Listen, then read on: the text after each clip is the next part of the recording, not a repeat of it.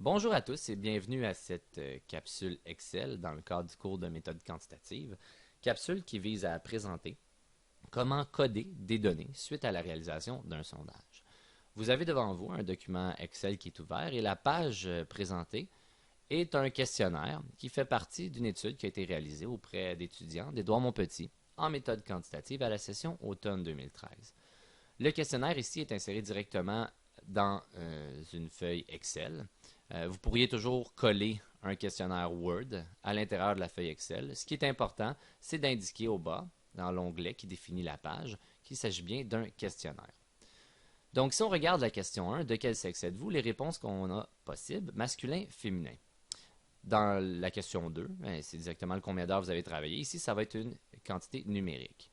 Le problème, et pourquoi on va coder des données, c'est que si on essaie de compiler masculin-féminin pour les utiliser à l'intérieur des divers outils d'Excel, on va avoir des problèmes.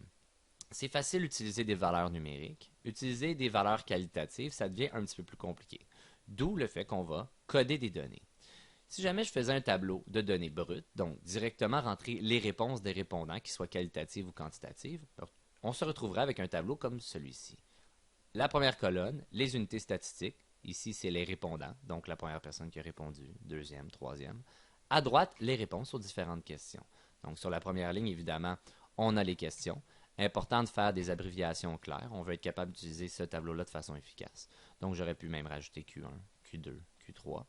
Donc, pour le sexe, on a le premier répondant qui a dit être masculin. Deuxième répondant, elle a dit être féminin. Donc, ici, si j'essayais de compiler l'information, ça me causerait quelques problèmes et j'aurais de la misère à utiliser ces valeurs-là dans le cadre de mon étude, dans le fond, dans mon analyse, avec les outils d'Excel. Ce qu'on va faire, si on revient au questionnaire, on les associe à des pointeurs numériques. Donc, 1 masculin, 2 féminin. Donc, dans les choix de réponse. Ce qui va nous donner, même tableau, mais un peu différent. Cette fois-ci, seulement codé avec des valeurs numériques. Donc, toujours première colonne, l'unité statistique, le répondant, premier répondant, deuxième, troisième. Et à droite, les réponses. Pour la question 1 maintenant, on n'a plus de masculin-féminin, c'est maintenant 1 ou 2. Donc, le premier répondant, masculin, deuxième, féminin. Donc, ici, ça va être beaucoup plus simple quand on va compiler. Donc, on va seulement compiler le nombre de fois que la valeur 1 revient, le nombre de fois que la valeur 2 revient. Évidemment, ça ne change pas grand-chose pour des valeurs qui étaient directement quantitatives. Donc, le nombre d'heures de travail, on rentrait directement la quantité numérique. Mais à chaque fois qu'on va rencontrer des variables qualitatives, on va utiliser le pointeur numérique associé au choix de réponse qui était qualitatif.